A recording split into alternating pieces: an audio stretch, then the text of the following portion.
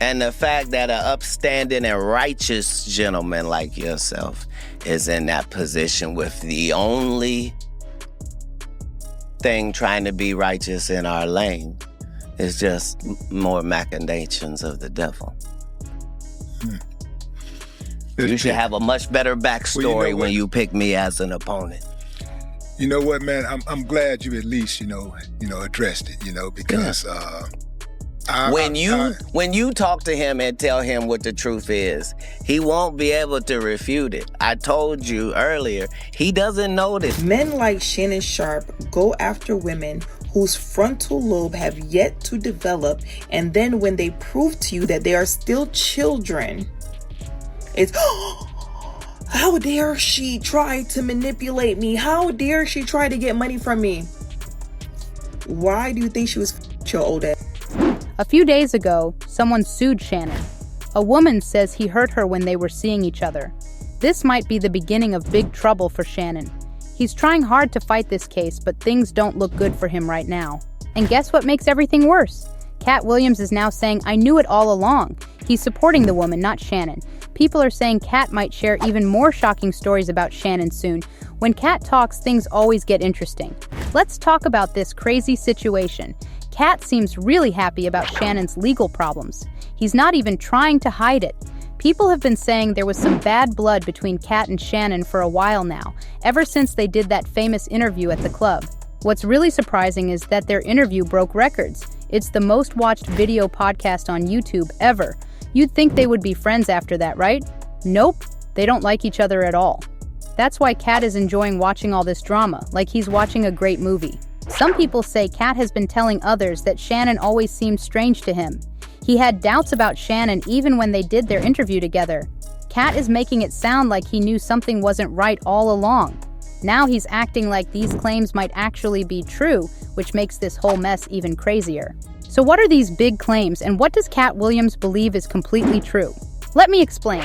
The lawsuit comes from a woman named Gabriella Zuniga. She says she was only 19 years old when she started dating Shannon in 2023. Shannon was 54 at that time. Yes, you heard that right. This already looks really bad for Shannon. What was he thinking, getting involved with a teenager? Feel better about herself when they come home at night. That's what Shannon needs. You don't need no 26-year-old girl. You don't need no 36-year-old girl. This is your auntie talking to you. Take your old ass and get you an old up there that can love you old. You're trying to hang out with these young you can't do it, Shannon. You just can't do it. When they want you to go for the 4th round, you looking at her, listen, you want some money to go to stuff? For some extra information, Shannon's youngest child was about 29 or 30 years old back then. So Gabriella was more than 10 years younger than Shannon's own kid. Yes, it might have been legal since Gabriella was technically a grown-up, but it feels very strange. Many people think it sounds like grooming, and it's just not right. But that's not even the whole story. Gabriella shared some very shocking claims in her lawsuit. First, she tried to keep her name secret by calling herself Jane Doe. She didn't want everyone to know who she was. But Shannon and his lawyers went ahead and said her real name in public. Why would they do that? Something seems very wrong about that choice. In her lawsuit, Gabriella says Shannon controlled her and tricked her. The story gets much darker. She claims he attacked her from behind in October 2024 and again in January 2025. She says she begged him to stop, but he didn't listen. The lawsuit has many upsetting details about threats and physical harm. Gabriella claims Shannon wouldn't take no for an answer, even when she was crying and screaming. She says they first met at a gym in Los Angeles. They had a relationship that started okay and lasted about 2 years, but then things got bad. She says his behavior changed. He became mean, and he even threatened to hurt her badly if she tried to get help. Gabriella claims Shannon wouldn't let her share her location with her friends. That's not all. She also says he secretly recorded their private moments without telling her. He said these videos were just for himself, but she claims he showed these videos to his friends more than once. Shannon wasn't going to let people think badly of him without fighting back. His lawyer made a strong statement trying to change the whole story. In that statement, the lawyer shared some shocking text messages that Gabriella supposedly sent to Shannon. Warning, these messages are very graphic. In the text, she supposedly wrote things like, "I want you to put a dog collar on my neck and choke me with it while you're doing things to me." Then she went on, I know you missed this big juicy $25,000 for each cheek. Only if you put that baby gravy in me, then you can do whatever you want to me. And it gets even more shocking. I want to put my tongue in your private parts and then marry you. Hey Tony, instead of releasing your edit, put the whole video out. I don't have it or I wouldn't myself. You know what happened and you're trying to manipulate the media. The encounter in question took place during the day at her invitation, and now that appears to be a deliberate setup, coordinated by Gabby, also known as Carly on OnlyFans. Gabby and Tony Busby want $50 million. What they're getting is sued for defamation and trying to take me down. My career is all about real talk and honesty. I know my family and fans know exactly what this is about. And I'm going to be out there telling you whatever I need to say, just like I always do. I love all you guys. That's my daddy. I want you to put a big black baby in me. You better want it because you're going to be stuck with it for life after you put a big black baby in me. Wow, this is just too much. Many people think Shannon might be into something called race play, but that's a whole different issue we're not going to talk about right now. Let's move on. Shannon isn't giving up without fighting back. In his official statement, he said that Gabriella Zuniga's lawsuit, which she made with her lawyer Tony Busby, was just a way to get money. Shannon thinks this whole thing is just a tricky plan to make him pay millions in a fake settlement. Shannon claimed Gabriella tried to use a secretly recorded video of their private time together. But here's the interesting part. His team says that video was edited and changed to make things look different from what really happened. They say the video was cut to make something that both people agreed to look like something bad. His statement was very clear. The facts are simple. This was an adult relationship with role-playing, dirty talk, and fantasy stuff, all asked for by Gabriella herself. Shannon's team says that edited video plus some text messages taken out of context were all part of her plan to make him look bad. But Shannon is denying everything completely. He says there was no forcing, no bad behavior, and he calls the sexual assault claim a big lie. And he's serious about fighting back.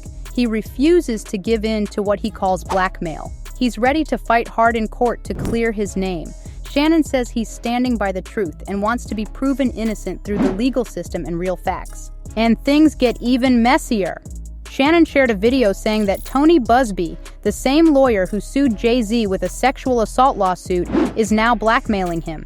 Shannon claimed Busby was about to release an audio recording to make him look bad, but Shannon says the whole thing is taken out of context. And that's not all.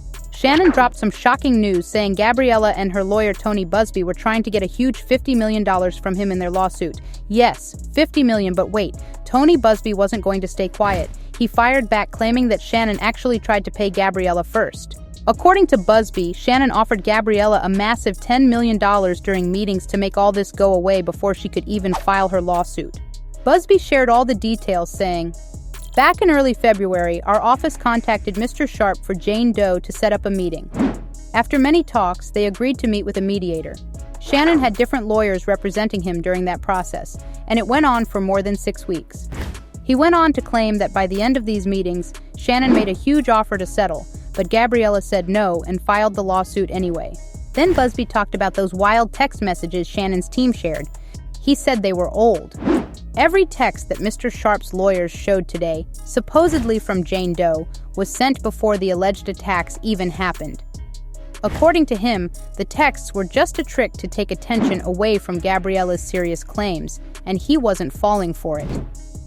He made it clear this trick won't work. But Busby didn't stop there. No, he brought more evidence. He released an audio recording where Shannon could be heard threatening to choke Gabriella, and in another recording, Shannon allegedly made a disturbing comment about a big black guy choking a small white woman. I just want to know, why is there so much race play going on? Why is this lady, her name is Gabriella, talking about, yeah, I want you to put a big black baby in me? Is that what people that date outside their race do? Is that what y'all do? After sharing that scary audio, Tony Busby didn't hold back. He called Shannon out, saying, "On one hand, Mr. Sharp and his team want to act like this lawsuit has no value, but on the other hand, they're the ones who offered Jane Doe $10 million in writing to keep quiet." Busby said very clearly, yes, Jane Doe was offered $10 million, but she turned it down and chose to fight this in court instead. Now Busby says Shannon's team is trying to change the story, make Gabriella look bad, and even share her personal information online. And not just her. They're coming after Busby too. But he's not giving up, saying, "We're not going to be scared off by these dirty tricks." But wait, Shannon's lawyer wasn't going to let that slide. He fired back, saying Gabriella is just being greedy. Why? Because people are saying Shannon is about to sign a huge $100 million media deal any day now for his Club Sashay podcast. This comes right after Shannon's deal with Colin Cowherd's Volume Podcast Network ended. Things got even messier when his lawyer came out strong, saying Gabriella knew Shannon was about to get a major contract and she jumped on that information. He called it straight up. This is a classic case of blackmail. She waited for the moment when she had the most power and made her move. But that's not all. Shannon's team also revealed Gabriella as an OnlyFans creator. Yes, they put it all out there, saying she's been making money from role-playing and fantasy content with men who pay her online. Shannon's lawyer said, "It's a fact. She started charging Mr. Sharp for the same stuff. This is who she is. I'm just stating facts. She's on OnlyFans and makes money doing roleplay." But guess what? Busby hit back again, saying Shannon's aggressive strategy was about to blow up in his face. He fired off, "Mr. Sharp's hard-hitting tactics will backfire. Miss Doe is not afraid of the truth. She depends on it. We're ready to show the evidence where it counts. In court, where the truth matters more than some desperate PR spin from a sports icon." This whole thing is a complete disaster. Fans are totally divided on this mess. On one side, people are looking suspiciously at Tony Busby because, let's be honest, his reputation with sexual assault lawsuits isn't exactly perfect. Don't forget, he's the same lawyer who went after Jay-Z last year, accusing him of some serious stuff, like allegedly harming a 13-year-old at a VMA afterparty back in 2000. That lawsuit ended up getting dropped and dismissed. To make things even messier, another Jane Doe came forward claiming Tony Busby had lied to her too. Jay-Z even turned around and sued Busby for damaging his reputation and trying to get money from him. That whole situation was a big mess. So now, with Busby going after another successful black man, fans are definitely giving him the side eye, wondering if maybe this whole extortion game is just his little side business. But here's where it gets tricky. Some people are saying, wait a minute, Shannon's known to be very wild in the bedroom. And while there's a huge difference between being wild and sexual assault, people are wondering if those lines might have been crossed. But you know who's loving Shannon's drama? Reportedly, Katt Williams. This might sound crazy, but word is Katt's secretly enjoying watching Shannon's world fall apart. The bad blood between them has been growing for a while now, ever since that Club Shay Shay interview blew up. Things really got heated when that podcast went super viral. After that, Katt found himself getting criticism from many black entertainers, especially other comedians. And honestly, you could see why. Parts of that interview had Katt looking really bitter, like he was sharing old grudges he'd been keeping inside. During that talk with Shannon, Katt didn't hold back.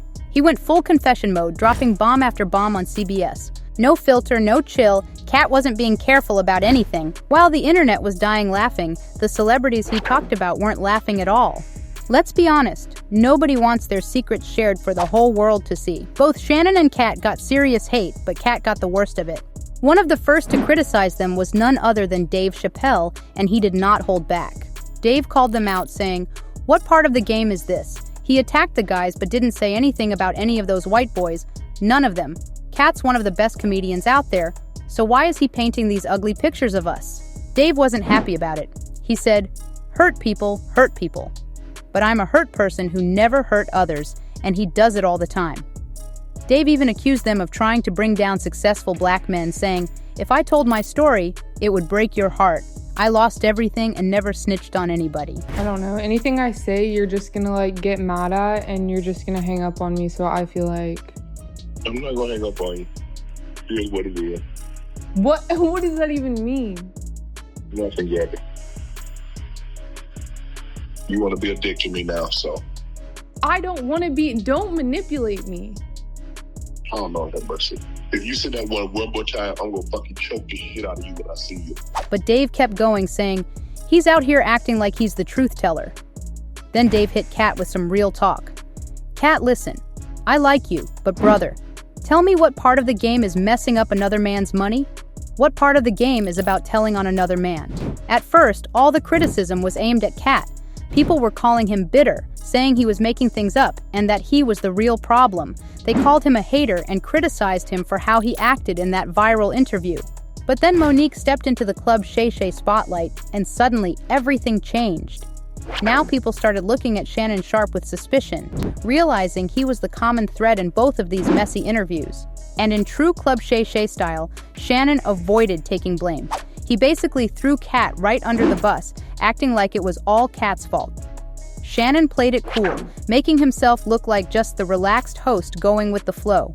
He claimed Katt was the one causing trouble and he was just riding the wave, working with whatever Katt brought to the conversation.